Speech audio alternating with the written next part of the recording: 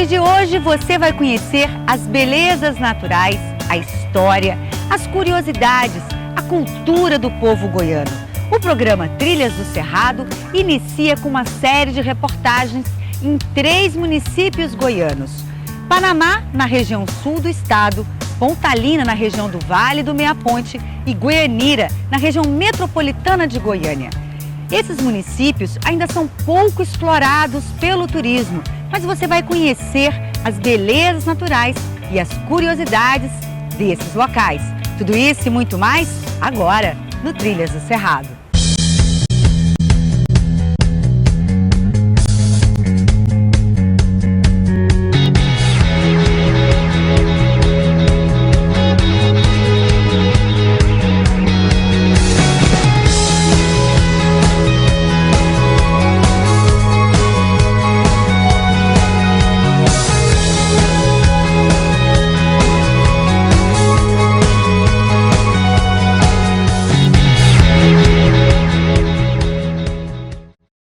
Pouco mais de 20 quilômetros de Goiânia, na região metropolitana, fica Goianira.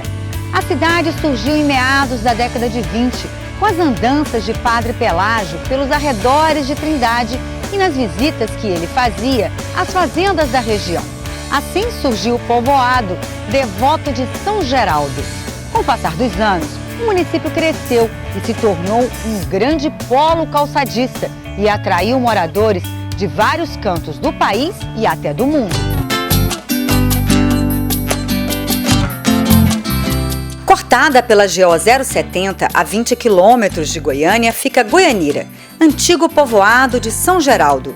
O lugar já foi chamado de Cidade das Flores, Itaitê e Itaim, que em tupi significa, respectivamente, Pedra Feia e Pedra Grande.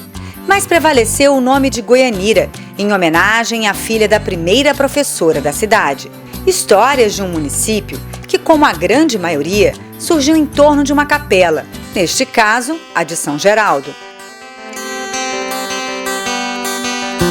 Começou em 1920, quando ele vinha fazer as desobrigas nas fazendas. Aí reuniu um grupo de fazendeiros aqui bem pertinho na fazenda aqui, que deu o terreno para Goianira. Reuniram e conversaram entre si que poderia começar um povoado, e começou o povoado nessa época. No dia 25 de março de 1922, foi levantado o cruzeiro na Praça da Matriz, onde é hoje até hoje. Só que a primeira capela de Goianira era de pau a pique com capim-mambeca. A primeira capela, construída em pau a pique, já não existe mais. No lugar hoje está uma igreja imponente que pode ser vista da rodovia.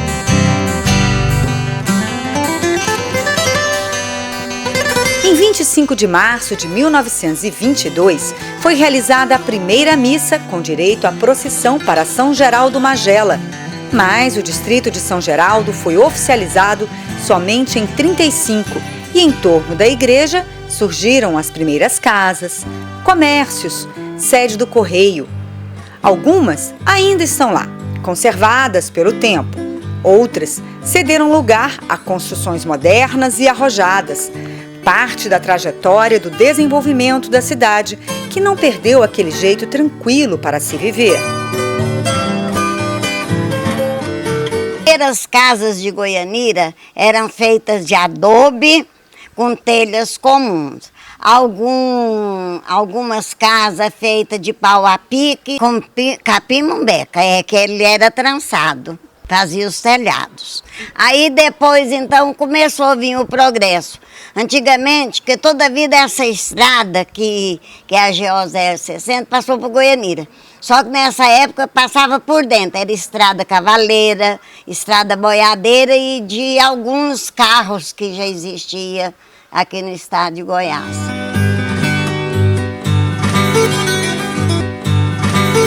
O trabalho de evangelização realizado por Padre Pelágio nas décadas de 20 e 30 foi fundamental para o surgimento de Goianira.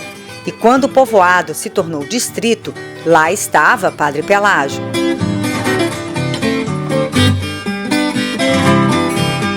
Os moradores mais antigos de Goianira lembram bem como era a região, com cerradão por todos os lados. Viram a cidade crescer. Caso do seu Pedro Luiz, que tem a mesma idade de Goianira. Ele veio do interior de Minas e por aqui ficou. Goianira tinha umas 30 casas só. E deu uma chuva de vento. Nessa rua aqui derrubou quase tudo. Quase acabou Goianira. Foi aumentando outra vez. Goianira era pequeno, agora cresceu demais. E já está tudo habitado. Tem muita gente, já está quase emendar para Goiânia. Na década de 40, Goianira foi um importante ponto de apoio para a construção de Goiânia. E muitos moravam na cidade, mas trabalhavam na nova capital. E assim, muitos chamavam o lugar de cidade dormitório. Mas nas últimas décadas, isto mudou, em especial com a instalação do distrito agroindustrial. De uns 10 anos para cá é que veio gente demais, era pequeno. Polo industrial que não traz somente o polo calçadista, ele traz também o progresso, porque com essa vinda para cá, Goianira deixou um pouco de ser a cidade dormitório, passou a ser uma cidade onde se vive com tranquilidade. O polo agroindustrial foi um sonho realizado graças à determinação de um grupo de empresários do setor calçadista. Hoje, 32 indústrias dos mais variados ramos garantem emprego e renda para os moradores de Goianira e impulsionam a economia local. Quem chega a Goianira logo percebe, na entrada da cidade, os cuidados com a preservação dos recursos naturais e com a qualidade de vida dos mais de 40 mil moradores. O Lago Municipal é um cartão postal do município.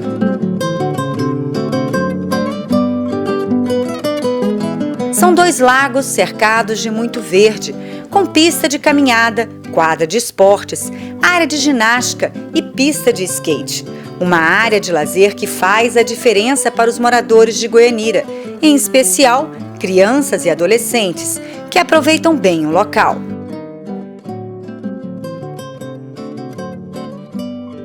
E foi em busca desta qualidade de vida que alguns forasteiros chegaram na cidade e por aqui ficaram. Caso da farmacêutica e escritora italiana Alma Marinoni. Ela chegou a Goianira na década de 80. Com mais de 40 livros entre romances, contos, poesias e livros infantis, se divide entre a paixão pelos animais e a arte de contar histórias. O primeiro prêmio que eu ganhei como escritora, eu tinha 7 anos. E não sei se foi isso que me empolgou, se foram os parentes que se empolgaram. E dali para frente continuei escrevendo. Inclusive eu ganhei uma cidadania ao mérito porque trabalhei na parte de educação.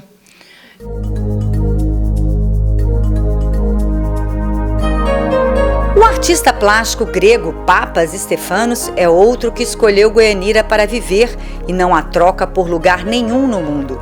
Ele se apaixonou por uma filha de Goianira e pela beleza e clima da região. Na casa onde vive, Papas Stefanos conserva um verdadeiro museu com obra de diversos artistas, dele próprio e de lembranças de viagens ao exterior e à terra natal, a Grécia.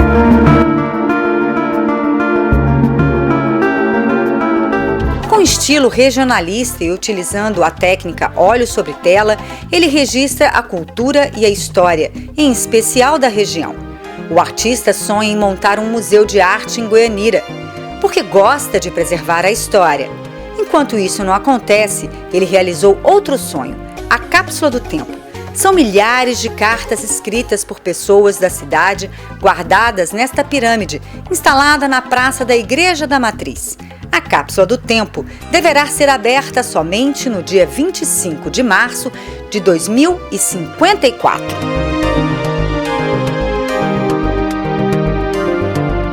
O pessoal começou a escrever as cartas e pôr dentro da urna.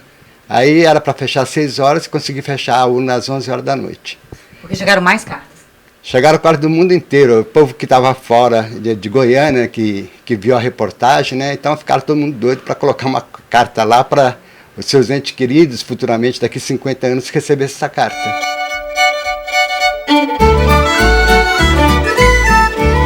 São cartas para o futuro conhecer o passado. E quem vai ler são as crianças e adolescentes que hoje estão na escola. Seguimos viagem e fomos em direção à região sul do estado, onde fica Panamá. A cidade possui uma das maiores festas religiosas do estado. A história, as curiosidades, as belezas naturais de Panamá é o que você confere em 1 minuto. Trilhas do Cerrado, volta já.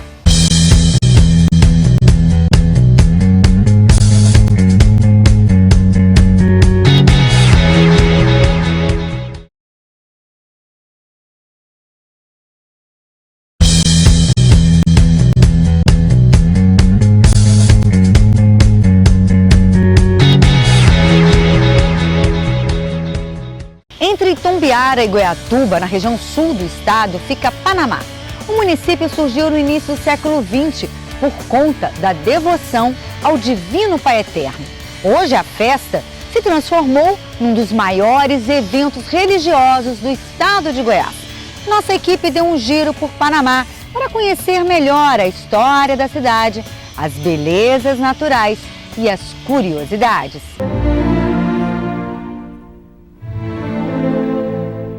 A história de Panamá começa por volta de 1917, quando fiéis caminhavam até o pé da montanha para rezar um terço em devoção ao Divino Pai Eterno.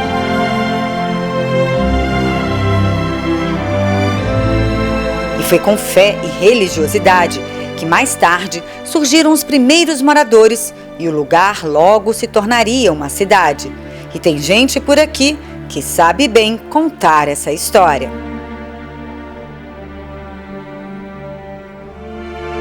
Começou justamente na época que era chamada Divinópolis Terra Quebrada, que foi duas pessoas, Alvino Marques e Tereza Maria, doaram, cada uma doaram um pedaço de terra e fizeram uma xoxa quer dizer, fizeram um negócio de folha de bacuri. Nessa época não tinha lona, eles rezavam debaixo de uma barraca de folha de bacuri. E aí começou a festa tradicional, que era do Divino Pai Eterno, né? E aí começou, e todo mês eles vinham cá, rezavam uma missa, vinha o padre Itumbiara na época do mês de julho. Aqui começou, o nome era Divinópolis, né? Por causa do padroeiro da cidade. Mas, devido à ondulação que tem na cidade, a serra que tem em volta da cidade, muita gente chamava de Terra Quebrada. Terra Quebrada por quê? Por causa das grutas que tem, né? Que já existia na época e tem até hoje. E aí começou, um chamava Terra Quebrada, outro chamava Divinópolis. Aí depois veio um pessoal de Panamá e alojou-se num córrego que tem ali.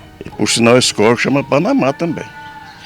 E esse pessoal trouxeram novas ideias, nova mentalidade, e um pessoal de uma origem diferente. Bom, e aí veio a ideia de transformar, em vez de ser Divinópolis, por Panamá. Panamá mudou muito, mas ainda é possível ter contato com a fauna local. Um exemplo é esse bem-te-vi. Ele caminha pela grama da praça como se estivesse no seu habitat natural.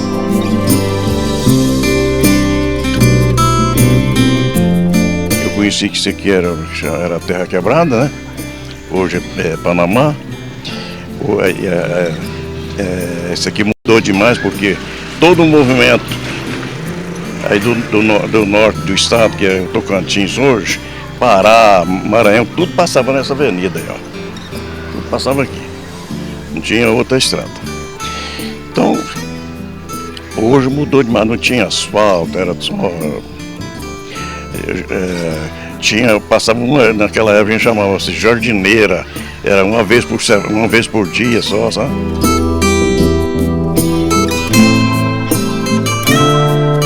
Na época da festa do Divino Pai Eterno, a cidade recebe cerca de 120 mil pessoas, em especial os romeiros.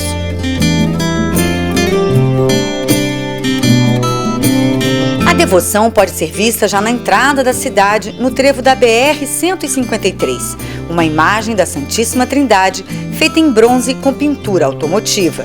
E a estátua recebe quem chega por essas bandas.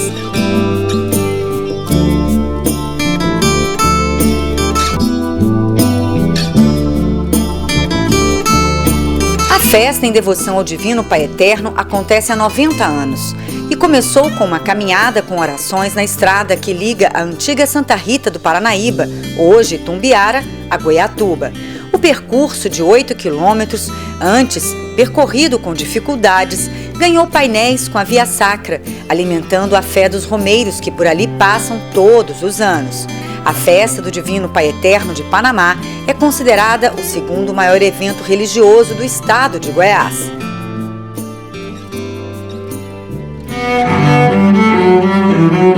A antiga capela virou santuário e, para abrigar tantos agradecimentos, ganhou uma sala de milagres.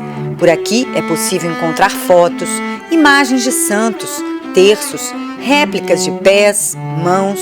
Tudo representa o agradecimento pela graça recebida, pela fé, devoção à Santíssima Trindade. Mas além de fé e devoção, Panamá, que fica no sul do estado de Goiás e faz divisa com Goiatuba e Tumbiara, é exemplo em economia estabilizada e qualidade de vida.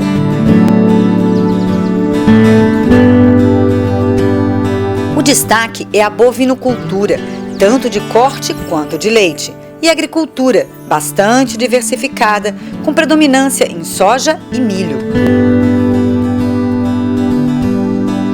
Nós temos uma boa agricultura, nós temos uma agricultura forte e nós temos uma pecuária também que não é fraca. Então nós temos o sistema de desenvolvimento do município é agropecuário.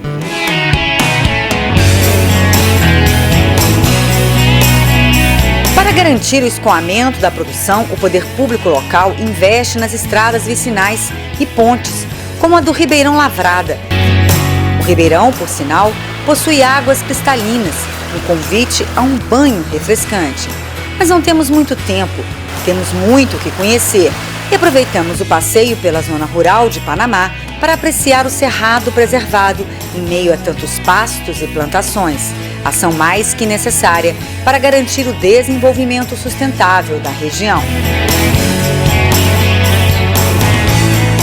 Da região sul do estado, partimos para a região do Vale do Meia Ponte, onde fica Pontalina.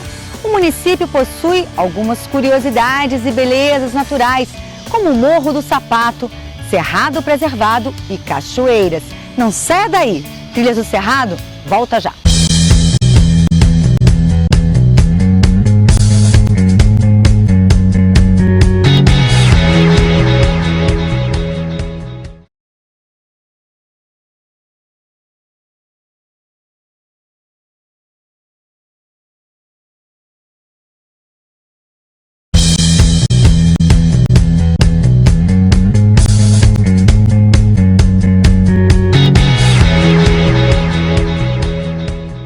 Pontalina fica na região do Vale do Meia Ponte. Surgiu em meados do século XIX. Para contar a história do lugar, nossa equipe deu um giro pela cidade e foi conversar com moradores mais antigos. E descobrimos que a cidade é cortada por 3 grandes rios, dos Bois, Meia Ponte e dos Lobos, o que garante uma grande riqueza em recursos naturais, como o Morro do Sapato e a Cachoeira do Boa Vista. Ótimos locais para a prática de esportes de aventura. Em meados do século XIX, como a maioria das cidades do interior, Pontalina surgiu nos arredores de uma igreja e apoiada pelas influências econômicas da época. Os primeiros habitantes que formaram o povoado vieram da então Capitania de Minas Gerais. O primeiro nome do povoado foi por conta da formação geográfica. Uma pequena ponta de terras, cercada por 3 rios, foi o local escolhido pelos primeiros moradores. Com a construção da primeira capela, em homenagem a Santa Rita de Cássia, o povoado passou a ser chamado de Santa Rita do Pontal.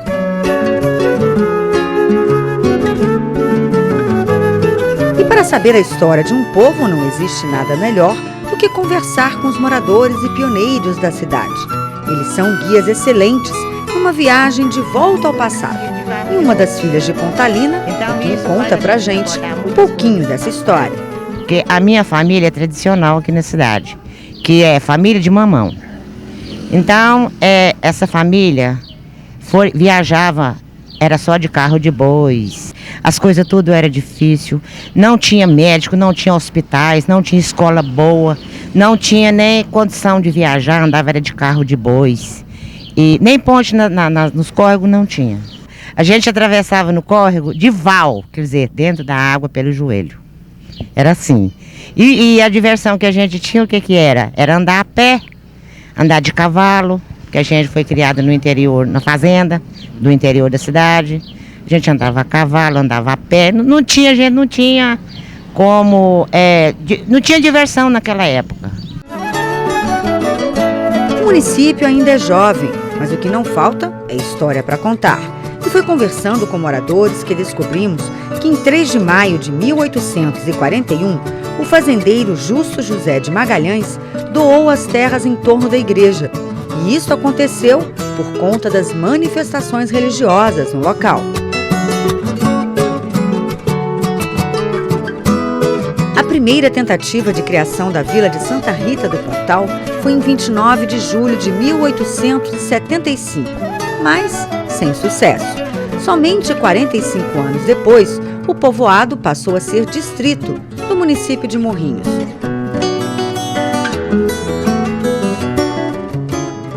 Na década de 30, Onofre Gonçalves de Andrade conseguiu o apoio do presidente Getúlio Vargas e do governador de Goiás daquela época, Pedro Ludovico Teixeira, para instalar a Vila de Santa Rita do Pontal.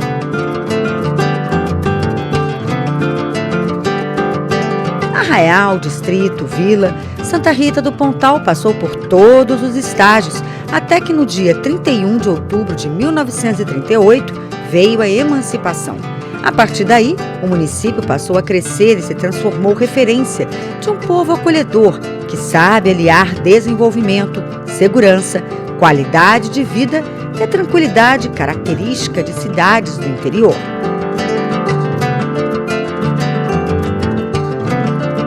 Pontalina fica na região do Vale do Rio Meaponte, em um trecho ainda preservado. Por conta disso, quando se chega à cidade, logo vem à cabeça as reservas naturais. Mesmo sem tradição no ecoturismo, Pontalina possui ótimos locais para quem gosta de curtir a natureza, como um banho refrescante nas águas cristalinas do Rio dos Bois.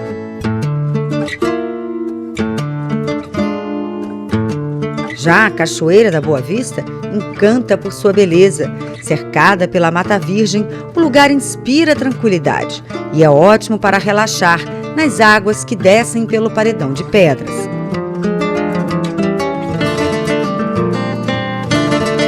O trecho do Rio Meaponte que corta Pontalina ainda está livre de poluição e com a mata ciliar preservada.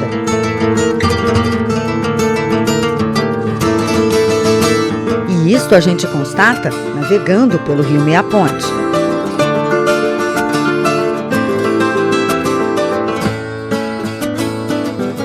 E não para por aí.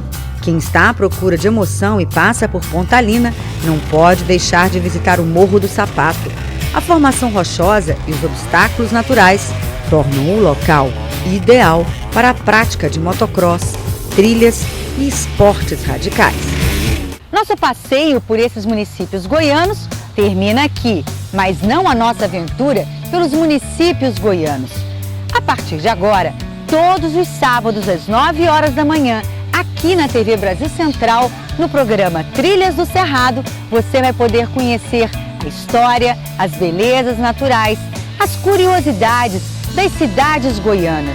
Então não perca, eu te espero no próximo sábado, às 9 horas da manhã, aqui na TBC. Até lá!